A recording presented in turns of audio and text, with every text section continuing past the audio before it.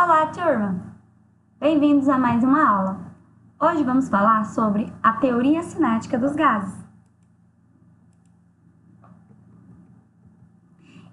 E nada mais do que o gás ideal, que é um comportamento dos gases encontrados na natureza, que pode ser descrito como uma boa precisão por um modelo, denominado gás ideal ou gás perfeito. Caso eles estejam submetidos a baixas pressões e altas temperaturas, não podemos esquecer que é ideal, um gás idealizado, né? Não trataremos dos gases reais hoje. Estudo dos gases. Por possuírem grande mobilidade, os gases são altamente difusos, tendem a preencher rapidamente todo e qualquer recipiente no qual está contido.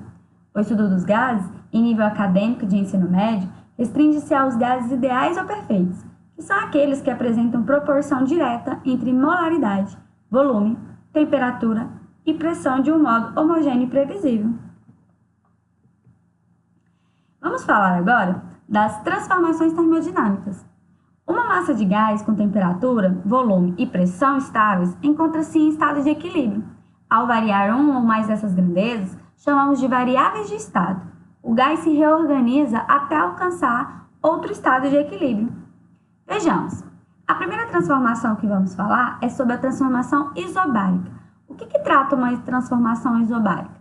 Sabemos que o isobárico é de pressão constante. Então, neste caso, a pressão permanece constante enquanto a temperatura varia em função do volume. O gráfico a seguir demonstra isso. Temos na vertical o volume e na horizontal a temperatura, variando. A lei de Charles, o volume ocupado por uma quantidade fixa de gás é diretamente proporcional à temperatura absoluta. O que seria a temperatura absoluta? Lembrando que está na escala de Kelvin. A pressão ela é constante durante todo o processo. Então, vejamos. V é igual a constante multiplicada por temperatura. Ou, melhor, volume sobre a razão de temperatura, igual a esta constante. Temos também a transformação isotérmica, que diz que a temperatura ela permanece constante, enquanto a pressão varia em função do volume. O nosso gráfico demonstra isso, pressão na vertical versus o volume na horizontal, e a nossa isotérmica fazendo essa pequena curva. Seguindo, temos também que a lei de Boyle-Mariotti diz que, quando um gás sofre uma transformação isotérmica, sua pressão é inversamente proporcional ao seu volume, trazendo essa equação, bem simples de lembrar. Temos também a transformação isovolumétrica, que também pode ser conhecida como isocórica, dependendo da literatura.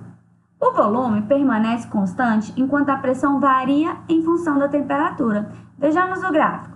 Pressão versus temperatura. Neste caso, a lei de Gay-Lussac diz que a pressão de uma quantidade fixa de gás é diretamente proporcional à temperatura absoluta, quando o volume do sistema for mantido constante.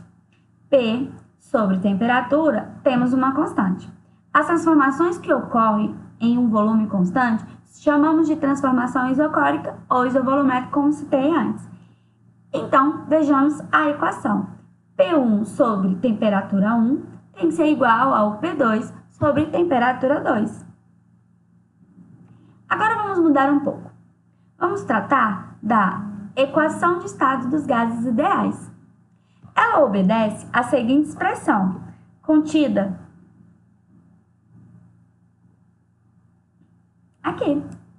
Obedece essa seguinte expressão, que PV é igual ao nRT. Lembrando que P é a nossa pressão, o V é o nosso volume, o N é a quantidade de moléculas. O R tem essa constante que vale 8,314 joules Kelvin a menos 1 vezes mol a menos 1. O N é o nosso número de mols. O T é a nossa temperatura absoluta em Kelvin. P é a nossa pressão em Pascal. E V é o nosso volume em metros cúbicos, e proporcional a N. Os estudos dirigidos tratam de um gás ideal, ou seja, hipotético, e nas condições previsíveis e ideais. A lei dos gases ideais é uma equação de estado. Ela descreve a relação de uma determinada quantidade de gás e suas mudanças com a pressão, temperatura e com o volume. Seguindo, os nossos estudos eles estão sempre dirigidos e tratam-se do gás ideal, certo? Ou seja, ele é hipotético e nas condições previsíveis e ideais. A lei dos gases ideais é uma equação de estado. Ela descreve a relação de uma determinada quantidade de gás e suas mudanças com a pressão, temperatura e com o volume. Só para reforçar, ok, galerinha? Seguindo, o modelo cinético dos gases constitui um modelo quantitativo que descreve o comportamento dos gases e baseiam-se nos seguintes postulados. Segue. O primeiro diz que um gás é um conjunto de moléculas em movimento aleatório e contínuo. O volume das moléculas que constituem o gás é desprezível em relação ao volume ocupado pelo mesmo. A pressão que um gás exerce é resultado das colisões das moléculas que o compõem contra as paredes do recipiente. Isso acontece devido ao movimento retilíneo e aleatório dos gases, que proporciona colisões instantâneas durante a trajetória das moléculas.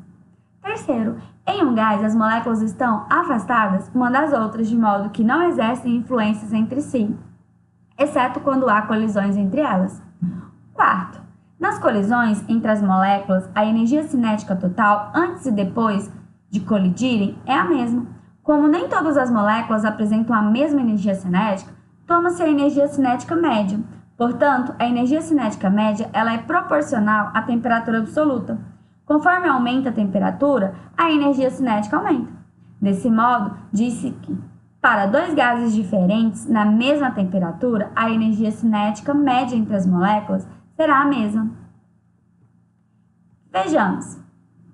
A expressão algébrica da energia cinética média pode ser considerada em relação à lei geral dos gases estabelecida por EC, que é a nossa energia cinética, igual a 3,5 de nRT. Em resumo, o modelo cinético dos gases permite estabelecer uma relação quantitativa entre a pressão e as velocidades das moléculas. Também nos informa que não há forças de atração e repulsão entre as moléculas até o momento das colisões. Descreve que um gás, quando aquecido, as moléculas que o constituem recebem energia movendo-se mais rapidamente e se chocam com as paredes do recipiente do sistema que se encontram. A pressão é resultante da força de colisões das moléculas no movimento em linha reta e aleatório sobre as paredes do recipiente, como ilustrado na imagem a seguir. Olhando pela imagem, temos que as moléculas elas estão se debatendo depois que houve a colisão, certo? Então, quanto mais agitadas ficarem essas moléculas, maior será a sua temperatura, portanto, maior será a sua energia cinética. Voltamos na equação. Pode perceber que a nossa temperatura ela é proporcional à nossa energia cinética, certo? Então, quanto maior for a nossa temperatura, maior será o comando da energia cinética. Tudo bem, galerinha? Espero que vocês tenham gostado desse resumão, sabendo que em aula nós reforçaremos este conteúdo, ok? Isso é para vocês guardarem e verificar e estar o tempo todo atento. Até mais, galerinha! Beijo!